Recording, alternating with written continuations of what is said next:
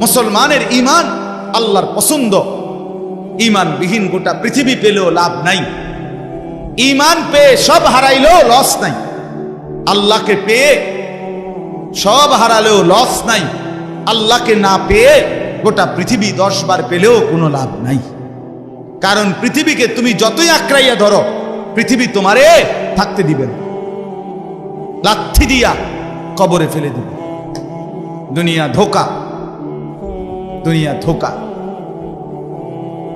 দুনিয়া তামাশা, দুনিয়া খেলাধুলা।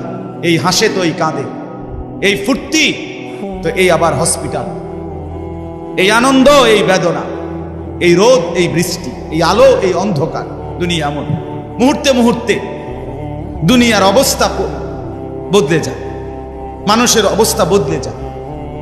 এই তাগড়া জোয়ান, কয়েক বছরের ব্যবধানে উনি আবার বৃদ্ধ। এই শক্ত সামর্থ্য যুবক একটা দুইটা রোগ ধরছে, এবার একদম কঙ্কাল। এর নাম দুনিয়া বন্ধু। দুনিয়া এক অবস্থার উপরে থাকতে দেয় না।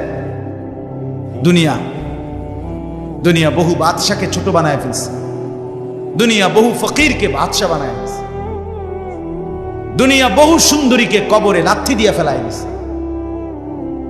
যা, তুমি মানুষ কিসের বড়াই করছো? কেন অহংকার করছো? তুমি তো উল্লেখ করার মতো বস্তুও ছিল না। যেই ফোঁটা দিয়ে তুমি হইছ, এই ফোঁটার নামও তো মানুষে নেন, এই ফোঁটার নামও তো নেন। লজ্জা করে, শরম পায়।